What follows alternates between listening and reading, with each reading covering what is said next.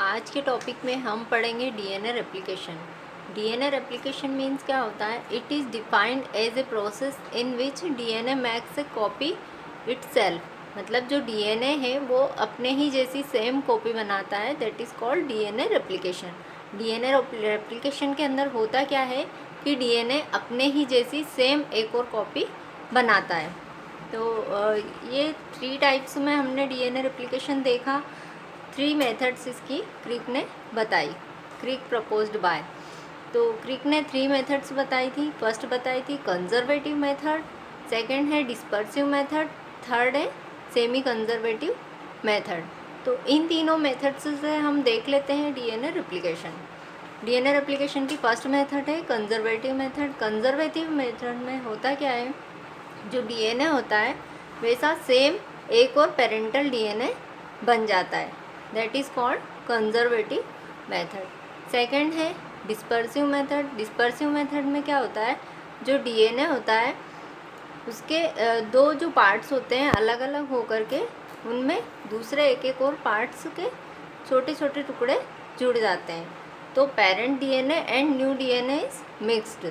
दोनों जो डीएनए होते हैं इसके अंदर मिक्स्ड हो जाते हैं, तो that is called dispersive method. Semi conservative method, semi conservative method के अंदर क्या होता है, one parent strand and one new strand, दोनों के अलग अलग डीएनए स्ट्रैंड्स जो होते हैं वो आपस में बाइंड हो जाते हैं, that is called semi conservative method. तो लास्ट में जब हम लोगों ने देखा तो इश्चेरिया कोलाई के अंदर जो है मेसेल्सन एंड स्टाल्क नाम के साइंटिस्ट ने इसको प्रयोग किया। इसके साथ में एक प्रयोग किया जिसमें कि 30 मिनट्स में डीएनए रेप्लिकेशन हो जाता है। तो इसका परिणाम ये निकला कि जो सेमी कंजर्वेटिव मेथड है उसी से डीएनए रेप्लिकेशन होता है। तो हम सेमी कंजर्वेटिव मेथड को आगे तक देख लेते हैं। की पॉइंट्स हम एक देखेंगे। DNA replication takes place in the nucleus of cell, takes place in S phase of cell division. जो डीएनए रेप्लिकेशन होता है वो किसके अंदर होता है, जो सेल का न्यूक्लियस होता है उसके अंदर होता है, और एस फेज के अंदर होता है। एस फेज के अंदर डीएनए रेप्लिकेशन होता है सेल डिवीज़न की प्रोसेस के अंदर। तो जो बैक्टीरियल सेल होती है उनके अंदर कितना टाइम लगता है, 30 मिनट्स लगते हैं, एंड ह्यूमन जीनोम के अंदर लगते हैं 19 आवर्स। कितने आवर्स लगते हैं ह्यूमन जीनोम के अंदर डीएनए रेप्लिकेशन होने में? 19 आवर्स लगते हैं। बैक्टीरियल सेल जो इश्चेरिया कोलाई वगैरह होती है इनके अंदर ओनली 30 मिनट्स में डीएनए रेप्लिकेशन हम देख सकते हैं। स्टेप्स ऑफ डीएनए रेप्लिकेशन, इसकी 3 स्टेप्स होती है, इनिशिएशन, इलोंगेशन, टर्मिनेशन। तो अब हमें डीएनए रेप्लिकेशन में एक ट्रिक याद करनी है। मैं आपको एक बहुत ही सिंपल एंड शॉर्ट ट्रिक बता रही हूँ जिससे कि आप सारे एंजाइम्स के अच्छे से नाम याद रख सकते हैं। ट्रिक ये है, he take double run lightly. He for helicase enzyme जो कि फर्स्ट में आता है, take for topoisomerase enzyme, D double for DNA polymerase enzyme, run for RNA primase, lightly for ligase enzyme. Helicase enzyme जो होता है वो डीएनए को सेपरेट करता है, यानी कि डीएनए को अनवाइंड करता है। जो डीएनए होता है, डीएनए का जो वाइंड होता है तो उसको अनवाइंड कौन करता है, एक हेलिकेज एंजाइम सबसे पहले आता है, ये हेलिकेज एंजाइम। सेकेंड आता है हमारा टोपोआइसोमरेज। टोपोआइसोमरेज क्या करता है, प्रिवेंट्स स्ट्रैंड टू कॉइलिंग। जो ये स्ट्रैंड्स होते हैं इनकी कॉइलिंग को प्रिवेंट करता है टोपोआइसोमरेज एंजाइम। थर्ड आता है डीएनए पॉलीमरेज। डीएनए पॉलीमरेज जो एंजाइम होता है वो क्या करता है, DNA synthesis in 5' to 3' direction. जो इसके 5' एंड 3' जो एंड्स होते हैं इनको सिंथेसिस करता है कौन, जो डीएनए पॉलीमरेज एंजाइम होता है वो। तो इस टाइप से क्या होता है।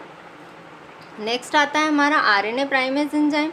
तो आरएनए प्राइमेज जो एंजाइम होता है वो क्या करता है, synthesis DNA with the help of DNA polymerase. ये क्या करता है, डीएनए पॉलीमरेज एंजाइम के थ्रू डीएनए का सिंथेसिस करता है, यानी कि और इसके अंदर ज़्यादा फ्रेगमेंट्स को बनाता है। जो नेक्स्ट ये फ्रेगमेंट्स इसके बनते हैं, एक जो ब्रांच होती है वो तो इधर से आ जाती है, लेकिन जो सेकंड ब्रांच बनती है वो किसके थ्रू बनती है? आरएनए प्राइमेज एंजाइम के थ्रू बनती है। लाइगेज एंजाइम क्या करता है? लाइगेज लास्ट में बने गए डीएनए सीक्वेंस को डबल स्ट्रैंड्स के रूप में जोड़ देता है। लाइगेज जो एंजाइम होता है वो इन डीएनए सीक्वेंस को, जो ये बने हैं डीएनए सीक्वेंस यहाँ पर ये अलग हो चुके हैं, तो ये इनको क्या करता है? जोड़ देता है।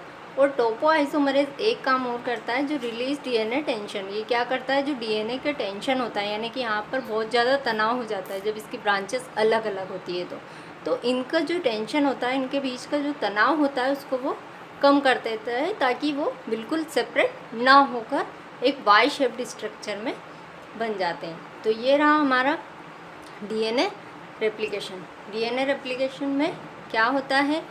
First of all 5 days 3 days and होते हैं। इनके अंदर डीएनए का हेलिकेज एंजाइम आता है। हेलिकेज एंजाइम क्या करता है? इनकी कॉइलिंग जो ऐसे इस टाइप से कॉइल्ड होते हैं, तो इन कॉइल्ड को ऐसे ये खोलता है, इस टाइप से खोल देता है, इसको थोड़ा सा दूर दूर कर देता है इस टाइप से, जिससे क्या होता है? ये वाई शेप्ड बन जाता है। उसके बाद में क्या होता है? टोपोआइसोमरेज जो होता है वो इनके टेंशन को थोड़ा सा कम कर देता है, और यहाँ पर ये जो फ्रेगमेंट बनते हैं, इन फ्रेगमेंट को हम बोलते हैं ओकाजाकी फ्रेगमेंट बोलते हैं। थर्ड आता है हमारा डीएनए पॉलीमरेज। डीएनए पॉलीमरेज फिर से इनका सिंथेसिस कर देता है 5 डेज 3 डेज एंड का, यानी कि इधर अगर 5 डेज बना है तो इधर से 3 डेज बनाना है स्टार्ट कर देता है। अगर इधर 3 डेज एंड है तो इधर 5 डेज एंड बनाने लग जाता है। आरएनए प्राइमेज होता है। आरएनए प्राइमेज क्या करता है? Synthesis DNA with the help of, मतलब उनको और ज़्यादा सिंथेसिस कर देता है, वो उनको पूरी तरह से फ्रेगमेंट्स को जोड़ने का काम करता है। लाइगेज लास्ट में बने डीएनए सीक्वेंस को डबल स्ट्रैंड्स के रूप में पूरी तरह से जोड़ देता है। इस पूरी प्रोसेस को हम बोलते हैं डीएनए रेप्लिकेशन। डीएनए रेप्लिकेशन का मीन क्या होता है? उसका मतलब क्या होता है? एक डीएनए से 2 डीएनए का बनना, सेम एज कॉपी। तो ये रहा हमारा DNA replication. Most important question है क्लास 12th के लिए, बायोलॉजी। नीट में भी इससे रिलेटेड बहुत सारे क्वेश्चन आते हैं, नीट में आते हैं, नेट में आते हैं, नेट एग्ज़ाम CSIR नेट में। तो ये एंजाइम से रिलेटेड क्वेश्चन आते हैं, तो आप ये जो मैंने ट्रिक बताई है, इस ट्रिक को लिख सकते हैं या फिर इसकी फ़ोटो क्लिक कर सकते हैं। अगर आपको मेरी वीडियो पसंद आई तो प्लीज़ लाइक कीजिए, मेरे चैनल को सब्सक्राइब कीजिए, और अगर आपकी कोई क्वेरी हो या फिर कोई स्पेशल क्वेश्चन हो तो प्लीज़ उसके लिए मुझे कमेंट कीजिए। Thank you.